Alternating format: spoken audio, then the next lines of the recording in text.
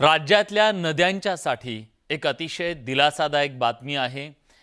राज्यातल्या अनेक नद्यांचं चित्र यापेक्षा वेगळं नाहीये, पण आता हे चित्र बदलण्याच्यासाठी नद्यांच्या संवर्धनासाठी राज्य सरकारनं पुढाकार घेतलाय। राज्य सरकारच्या नदी संवर्धनासाठीच्या सांस्कृतिक विभागानं घेतलेल्या पुढाकारातून 75 नद्यांचं पुनरुज्जीवन होणार आहे।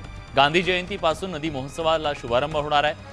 जलतज्ञ राजेंद्र सिंग यांनी यासाठी पुढाकार घेतला असून सांस्कृतिक विभाग राजेंद्र सिंग यांच्या सोबत आता नदी पुनरुज्जीवनासाठी काम करणार आहे। मंत्री सुधीर मुनगंटीवार यांनी या संदर्भातली माहिती दिली।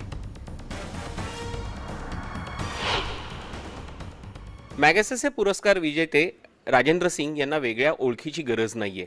ते सध्या महाराष्ट्रातल्या नद्यांवरती काम करतायत आणि नद्यांचं पुनर्जीवन हा त्यांचा एक महत्त्वाचा आणि आवडीचा विषय आहे। पुढे नद्यांसाठी त्यांच्या डोक्यात काय प्लान आहे तो आपण त्यांच्याकडनं जाणून घेऊयात। राजेंद्र जी, एक बार हम कहते हैं कि अमृत महोत्सव चल रहा है स्वतंत्रता का, मगर दूसरी तरफ हमारी नदियाँ ही अगर प्रदूषित होगी तो अमृत कहाँ से मिलेगा? देखिए, यदि महाराष्ट्र की नदियों में भारत की नदियों में जहरीला पानी बहेगा तो फिर अमृत महोत्सव भारत का नहीं हो सकता। हमने आज़ादी के 75 साल पूरे किए और हमारी नदियों में जो अमृत बहता था अब उसकी जगह जहरीला पानी बहता है, जिससे हमारी सेहत खराब हो रही है। मुझे आज बहुत अच्छा लगा जब महाराष्ट्र सरकार ने मेरी इस बात को सुन के सचमुच अपने राज्य की नदियों को शुद्ध सदा नीरा बनाने के लिए एक बड़ा अभियान लॉन्च करने का एक साझा अभियान तय किया। अभियान ये है कि महाराष्ट्र की 75 नदियों पर आओ नदी को जाने और नदी को जानकर उन नदी को स्वस्थ बनाने के लिए कैसे काम करें। एग्जैक्टली सर, नदी हमारे बिल्कुल सामने होती है, फिर भी हमको नदी को जानने की जरूरत आ चुकी है। कितने चैलेंजेस बड़े आपको दिख रहे हैं, कितने बड़े ऑब्स्टेकल दिख रहे हैं? देखिए, आज की तारीख में महाराष्ट्र की सब नदियों की जो ज़मीन है उस ज़मीन पर अतिक्रमण हो रहा है।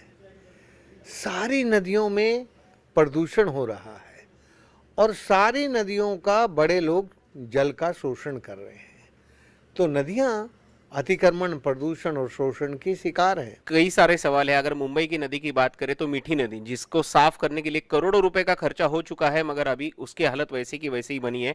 नदियों को अगर वाकई में सुधारना है तो वो जहां से वो शुरू होती है उसके उगम स्थान से उसकी शुरुआत करनी चाहिए और इसके लिए एक ही नोडल ऑफिसर होना चाहिए ताकि जो बीच में ऑब्स्टेकल्स आते हैं वो उसको दूर कर सके।